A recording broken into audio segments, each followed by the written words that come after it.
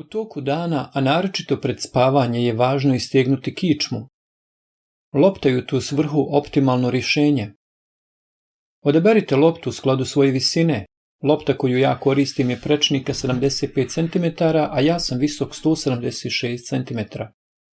Lezite stomakom na loptu tako da noge vuku na jednu, a ruke i glava na drugu stranu. Donju vilicu i lice oslonite u šake, istovremeno naslanjajući se laktovima na loptu. Noge su u zraku ili na tlu na vrhovima prstiju. Ovo dovodi do dekompresije diskova. Za dekompresiju gornjeg dijela kičme ispružite ruke i držite se za ivicu kreveta. Opuštajte se ljuljajući se naprijed-nazad. Osjetit ćete kad se pršljenovi razdvoje. Možda ćete čuti klik ili tik u ovisnosti da li se je pršlje namjestio u ležište ili je u toku razdvajanja proizveo vakum. Dok pomjerate kritične pršljenove, prstima ispitujte po njima. Možda vas iznenadi kad osjetite pod prstima zvukove koje proizvode ozlijeđena mjesta na pršljenovima dok se međusobno trljaju. Ne pretjerujte s pokretima. Oprezno ispitajte kako vam kičma reagira na ovaj tretman. Možete se lagano ljuljati na strane i također lagano pomjerati karlicu i kukove. Zadnja aktivnost prije spavanja bi trebala biti istezanje na lopti. Kad završite istezanje, nemojte stati uspravno jer ćete opet sabiti diskove. Obavezno se oduprite rukama o krevet i krećući se četveronoške, namjestite se u položaj za spavanje.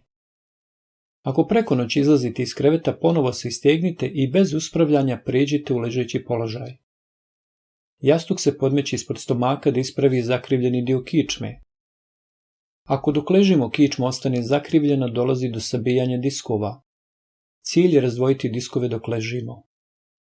Mali jastuk se postavlja pod vrat i glavu tako da je glava u neutralnom položaju ili blago da pada preko jastuka.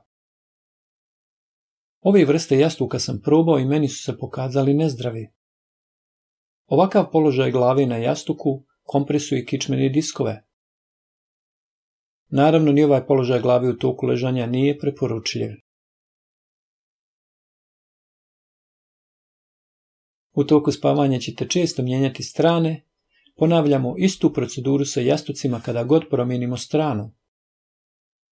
Da budemo sigurni da su diskovi dalje razdvojeni, uhvatite se za ivicu kreveta i povucite se bez da vam tjeme glave dodiruje ivicu kreveta. Dok se vučete, ljuljajte se lijevo-desno da ubrzate i olakšate razdvajanje diskova. Dok se povlačite, opustite tijelo i ne odgurujte se stopalima, jer je cilj samo da vučemo gornji dio tijela dok noge i kukovi ostaju opušteni. Rukom provjerimo je li kičma prava.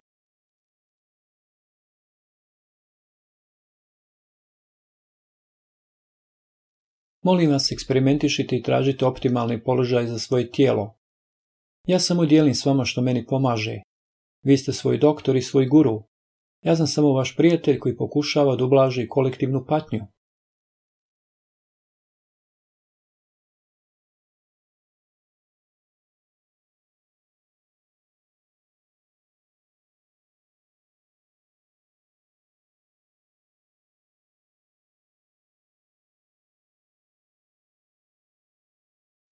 Ženama može više odgovarati ovaj oblik lopte, ako ne želi da pritišću grudi. U svome centru imam obje vrste lopti. Lopta se treba imati ako želimo imati zdravu i fleksibilnu kičmu. Ovo istezanje kičme ja radim mnogo puta u danu. Ne zaboravimo da naši najbliži srodnici majmuni se konstantno istežu viseći na granama drveća. I mačke i psi se nakon ležanja uvijek prvo temeljno istegnu, pa tek onda krenu u akciju. Imam prijatelja koji je moje godište i bio je moje visine, a sad je niži od mene 10 centimetara, jer mu je kičma usled neistezanja se skratila. Oni, koji kao on kažu da nemaju vremena za vježbanje i za rad na sebi, imat će i vremena za patnju i doktore. Kao i kod svake vježbi, rizici od povrede postoje i u ovim vježbama. I samo je na vama odgovornost da ih mudro izvodite slušajući i poštujući svoje tijelo. Ako želite da naručite lopte, linkovi za njih se nalaze u opisu ispod videa. Ne zaboravite da lajkate i podijelite ovaj video jer mnogi imaju probleme s kičmom. Ostanite mi zdravo i vidimo se uskoro s novim videom. Diši i znaj da dišeš.